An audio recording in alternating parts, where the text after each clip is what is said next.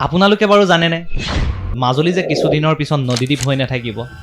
confuse হৈছে নহয়নে কৈ আছোঁ শুনক সকলোৱে জানেই যে মাজুলীখন নদীৰে আৱৰা যদি ডিব্ৰুগড় ছাইডেদি যায় বগীবিল হৈ আৰু গুৱাহাটী অথবা অন্য দিশেৰে যদি যায় তেনেহ'লে তেজপুৰ অথবা গোগামুখ হৈ যাব পাৰে বৰ্তমান যোৰহাট মাজুলী আৰু লখিমপুৰ মাজুলীত দুখনকৈ দলং নিৰ্মাণতৰ অৱস্থাত আছে আৰু যেতিয়া হৈ যাব আপোনালোকে কোনো ধৰণৰ নদী পাৰ নোহোৱাকৈ মাজুলীলৈ যাব পাৰিব যদিও মাজুলী ভৌগোলিক ৰূপে নদীদ্বীপে হৈ থাকিব কিন্তু নদী পাৰ নোহোৱাকৈ মাজুলীলৈ যোৱা সেই সুকীয়া অনুভৱটো কেতিয়াও আপোনালোকে অনুভৱ কৰিব নোৱাৰিব যদি কোনোবাই ভাবি আছে যে দলং হোৱাৰ পিছত মাজুলীলৈ যাম মই ক'ম এতিয়াই যাওক আৰু অনুভৱ কৰক সেই মাজুলীৰ সুকীয়া অনুভৱটো য'ত আপোনালোকে দেখিব এটা সুন্দৰ পৰিৱেশ য'ত দেখিব মাজুলীৰ সত্ৰীয়া সংস্কৃতি য'ত দেখিব বিশ্ব দৰবাৰত প্ৰতিষ্ঠিত হোৱা মুখাশিল্পীৰ অন্য এক নিদৰ্শন য'ত পাব থলুৱা খাদ্যৰ সোৱাদ